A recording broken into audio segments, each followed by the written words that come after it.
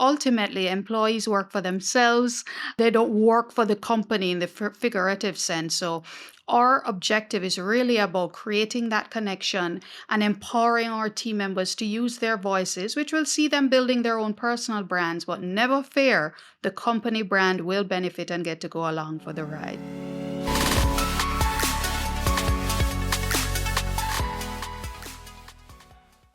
Hello and welcome back to this week's episode. And I'm absolutely thrilled this week because we are joined by the incredible Kerry Ann Stimpson. Now, Kerry is a woman of many talents, but today she's coming out to us as the CMO of JMMB Group, and we'll find out more about that a little bit later. And also the producer and host of the Internal Marketing Podcast, which is where we're going to start today. Kerry, welcome to the show. Thank you so much for having me, Jimmy. After that introduction, I feel like I have a huge bar to reach, but I really appreciate the opportunity to be here. Thank you so much. It's an absolute pleasure to have you here. And Kerry, you and I connected over the idea of internal marketing and what is that and what's that meaning in terms of leaders who are listening to our show, which is all about building a high performance culture. There's some overlaps there. So we're going to go and explore that a little bit. But for those listeners who might be thinking, internal marketing, I've never heard of that before. Tell us a little bit about what is internal marketing? Happy to. So we're more than familiar, I suspect, with the word marketing, which is really about engaging a target audience and encouraging them to do something that is consistent with an outcome that we're trying to achieve. So in the case of internal marketing, it's really about engaging and empowering our employees to become advocates of the brand. Now, when we talk about engagement, we talk about everything from communications, employee experience, anything at all that would bring our employees on board with who we are as an organization, what our mission is, our value proposition, our products, our services. It's really to get them excited and connected to the brand with the expected outcome that they'll be motivated to share and promote that brand to their own respective communities. And so that's what internal marketing is. It's marketing to your employees. So when you talk about this, getting excited about the product and or service of that organization, are you essentially saying you're telling your employees about the things that we sell externally so they can get excited about it? Or is it more than that? I would say it's a little bit more than that. It certainly does include that, right? Because if your employees aren't quite sure about what makes you great as an organization and why your product and or service is better than the competition, then that's something you'd want to address as well. But it's a little deeper to the extent that it really goes to the heart of why we exist, our mission, our vision, our purpose as an organization. Employees not only need to be aware of what those are, but they need to have that emotional connection. And again, I love to draw the parallel with an external marketing example where it's ideal that you have customers who are connected to the brand, who are emotionally engaged and feel good and are loyal to the brand. But we have to remember that before we got our very first customer, we had our very first employee, more than likely.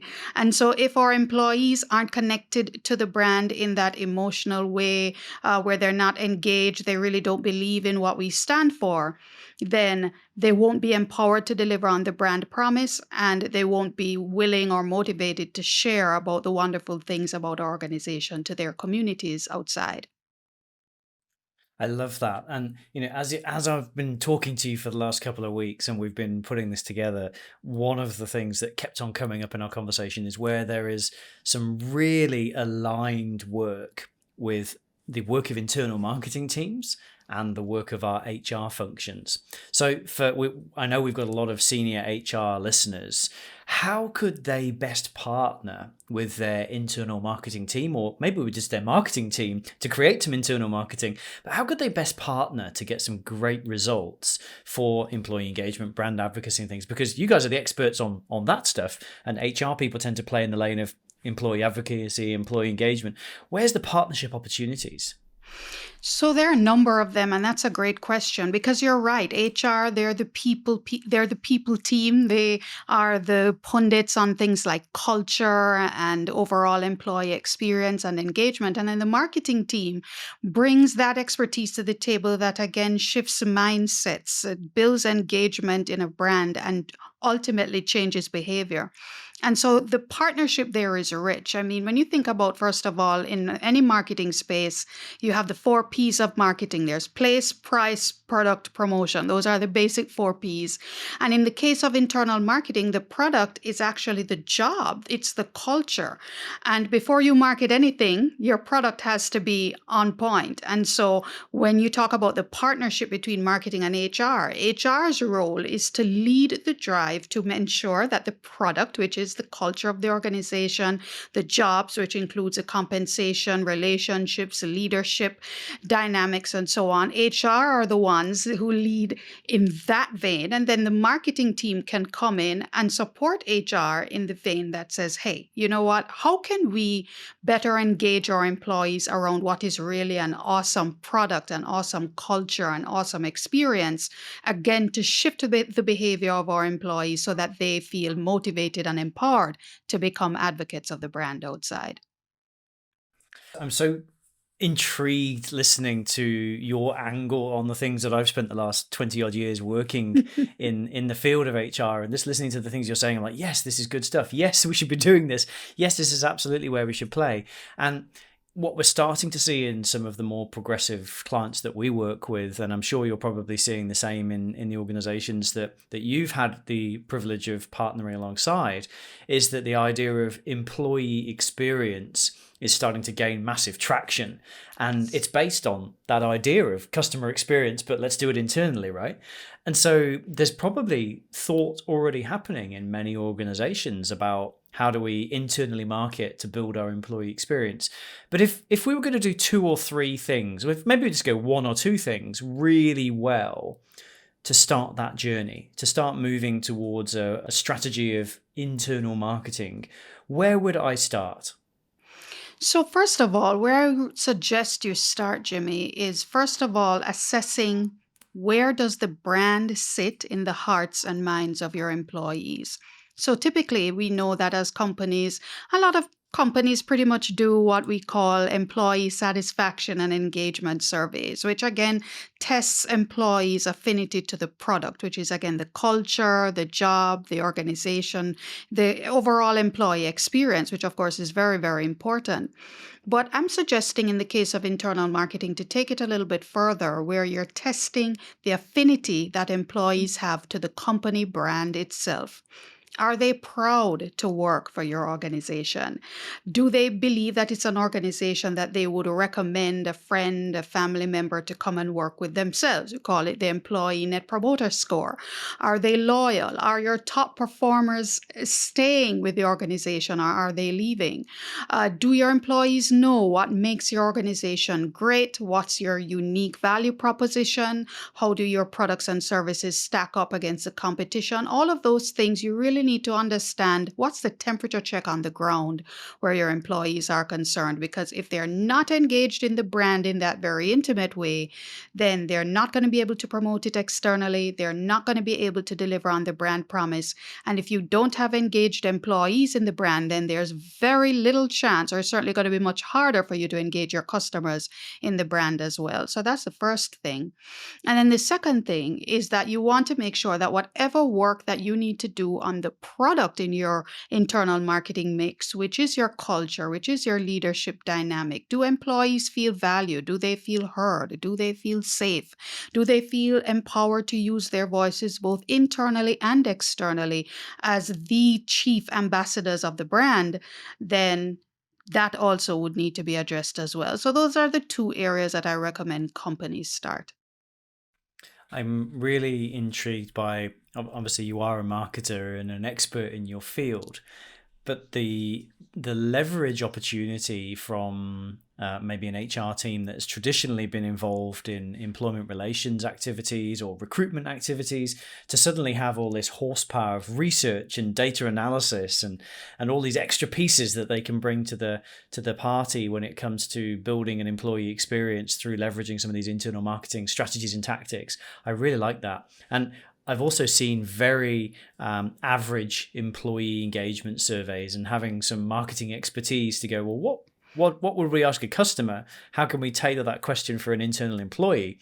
That could be a really interesting opportunity area to very quickly get a handle on the culture of your business, right? Yes, indeed. Yes, indeed. And it goes back to the saying that nowadays where you can't have a great customer experience unless you have a great employee experience. So digging deep into understanding what drives that experience, what's the overall brand engagement like internally, then that's almost like a predictor of what your customers are going to experience and where your brand is going to go. Mm. And what brought you into this space, Kerry? How did you end up internal marketing? I would say it's from probably two different vantage points. Well, I've been a marketer now for about 20 years. And one of the things I've noticed as a marketer, and a lot of marketers probably listening would feel this, is that as a function, we don't always get the love that we think we deserve. And we're not valued as a function in the company as much as we'd like to be valued.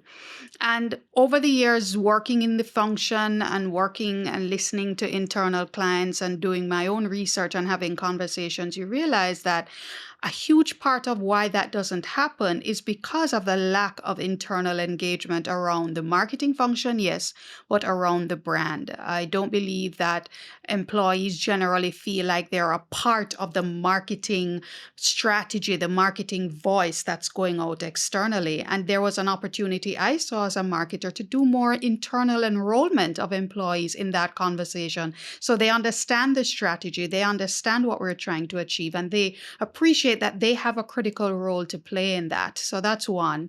And then the other vantage point was even just within my own current role as CMO of JMMB Group, where we are a financial brand that, get this, Jimmy, we are founded on the basis of love. And I know that's weird, and that's probably a whole other episode.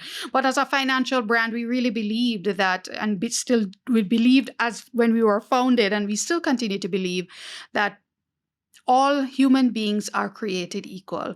And so, if we want people to realize the greatness within them, it's the power of love that it's going to take to unleash that greatness and to deliver on such a powerful value proposition. We couldn't do that without our people, without our team. So, recognizing the strength and the importance of a team that is bought in and engaged in the brand became super important to the marketing strategy that my team and I had to execute. And so, those were the two angles via which I said, internal marketing just needs to be spoken about more. It needs to be embraced more. And so it led me to this point in my career journey. Hey, Jimmy here. Just wanted to drop into this episode and let you know that we're so grateful for all of those reviews that you as listeners leave on our podcast. We put our hearts and souls into the podcast, and the guests we invite are absolutely fantastic. I wanted to share one review with you from a recent episode from Kelly.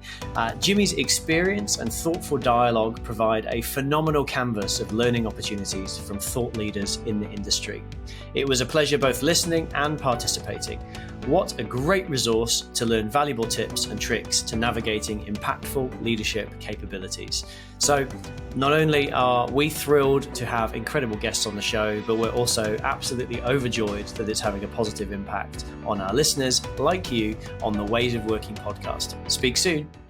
I think that's such a great insight that often the greatest breakthroughs, the greatest moments of inspiration and innovation come from there's something not quite working here and we need to do something about it. And I love that idea of getting curious, dipping into a new field, because let's face it, I don't know many organizations that have an internal marketing function or even an internal marketing focused person.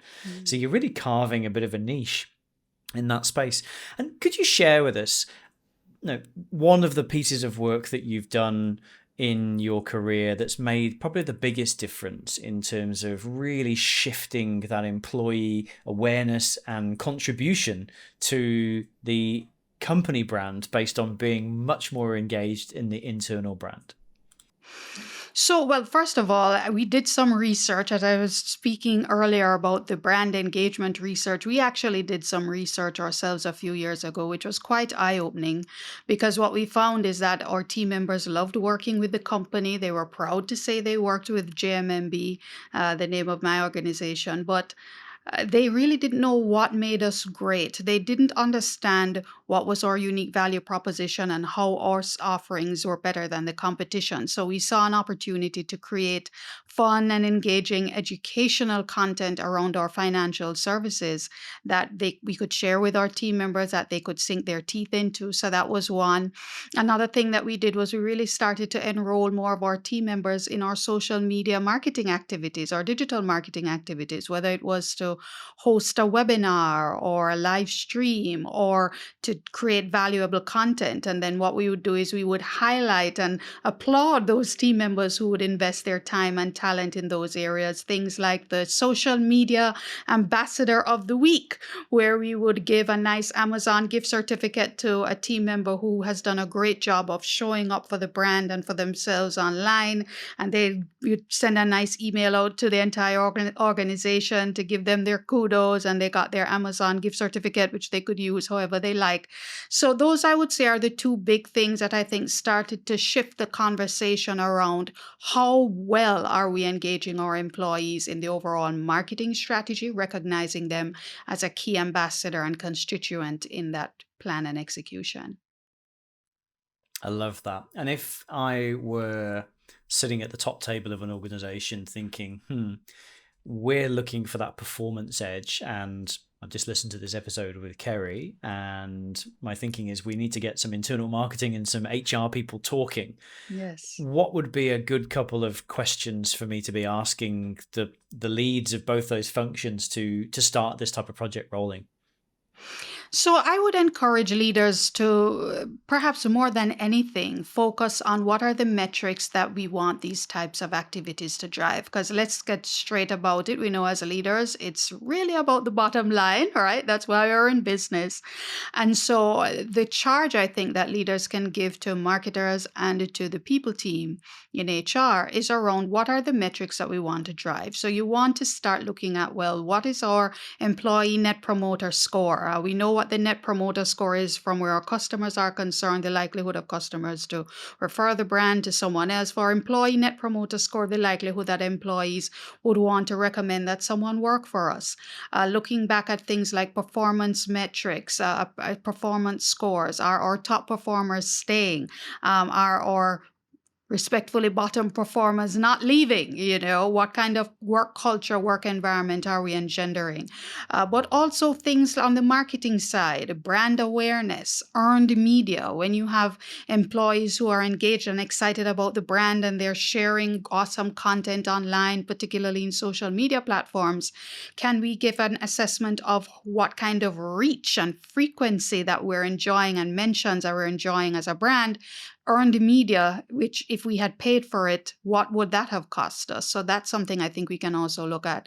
And I believe that it's also important for us to just recognize that what are our employees feeling about the brand? How are they feeling about their overall experience? Because usually once your employees are happy and engaged, they're typically motivated and empowered to share awesome value-added content, feel good about their own personal brands, about the company brand. And then, of course, the company brand gets to go along for the ride and the customers benefit in the long run, of course. I'm so aligned on so many levels. And, I think about the work we do in the space of burnout. One of the things we talked about in our episode when I was on your show was the importance of having a really clear purpose and a really clear connection to the bigger picture, the plan, the what are we trying to achieve here, and to know that that's making a difference. And what I'm hearing is we want our employees to be very, very clear on our products, our services, our big push in terms of strategy, the products and services we really want to get the maximum output of, the bottom line goals that we're going for, and to feel somehow emotionally connected to that. Yes. So they Yes, want to indeed. promote and they want to share that. And then magically, if they feel good and fantastic about it, it's going to start popping up on their Instagram and their LinkedIn feeds to say, I work for company X and they're amazing. And this is what our big thing is for this year. I Yes, really indeed. see a massive opportunity here that might be a little bit untapped in some organizations. Yes, indeed. And I mean, I'd want to caution too, Jimmy, that what we are proposing is not that employees become walking, talking billboards. I just want to put that caveat in there. And that's why it's so important when we talk about that emotional connection and engagement, because ultimately employees work for themselves. They don't work for the company in the figurative sense. So our objective is really about creating that connection and empowering our team members to use their voices, which will see them building their own personal brands. But never fear, the company brand will benefit and get to go along for the ride. So let's build that connection, build that engagement around an awesome employee experience, and we'll see it cascade down to our customers externally. What about if I'm playing devil's advocate here, but what Sure. about if I'm at the other end of the scale? So I have a very low employee net promoter score, or we don't even measure it right now. And maybe people are going on websites like Glassdoor or other employer review sites and maybe sharing messages that aren't so great. Where should I start if that's my start point? So because what we talked about essentially at the moment is good to great, but what if it's not a great news picture? Yes, indeed. And it goes back to the point about making sure your product is great. So, in the same way, when you get a bad customer review about your product or service, if your customer gives your product or service in the internal marketing context, which again is your culture, the work environment, the overall employee experience, then you're going to have to go back to the drawing board and work on those widgets to get them fixed. So, doing your surveys, doing not just surveys, but perhaps even focus groups, which allows you to dig a little deeper into what the issues are, where your employees are concerned, what's not working for them in the environment, so that you can get a great handle on what needs to be addressed and then work together as a team to address them, because nobody's going to market a bad product. So if you want your employees to be your advocates, make sure that your product, which is your experience, employee experience, your culture, and the job environment itself is great, and they'll market it. Don't worry about it. I'm going to challenge you slightly and say that nobody's going to positively market a bad Oh, product. yes. But yeah, That's often true. we end up in a situation where if I'm an unhappy customer, I'll tell 10 people, not one. So Absolutely. That's correct. Yeah, that's correct. now, Kerry, obviously we mentioned at the start of the episode that you are the CMO of JMMB Group, which is a successful financial services organization, but you also are the host and the producer of the Internal Marketing Podcast. So tell us a little bit about the podcast. Oh, thank you for that. So it's my personal passion project. I started my own podcast a couple of years ago for exactly the reasons that we would have been discussing in this very show, which is really around the fact that I wanted to dig more into the area of internal marketing, and I didn't see a podcast that was dedicated to internal marketing. I saw a few podcasts that may have had an episode or two that covered the topic, but nowhere that really did a deep dive. And I said, let me take up the challenge. And so it's been a wonderful journey. I'm actually going into season 4 right now. And it's been great just talking to various subject matter experts. And even if they weren't part of an internal marketing conversation, I've brought in culture leaders, internal communicators, people leaders, CEOs, CMOs, all kinds of folks who are just really part of what should be an internal marketing ecosystem. And it's been wonderful having the conversations and sharing that content. So I'm very excited. It continues to, yes, be a personal passion project. I have a wonderful sponsor on board as well who supports with some of the execution of it. But it's really my little baby, and I'm very happy to be a part of it.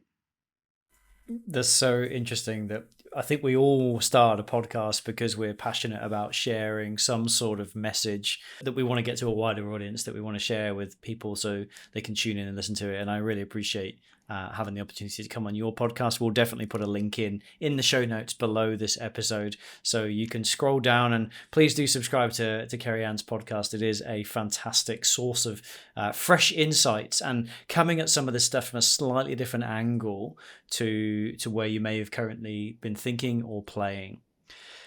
Kerry Ann, I really appreciate your time, and I always like to try and finish up with a standard question, and I know you've been generous enough to give me a question as well. But if you were to think back through your life, what's something you wish you had done but haven't got around to doing?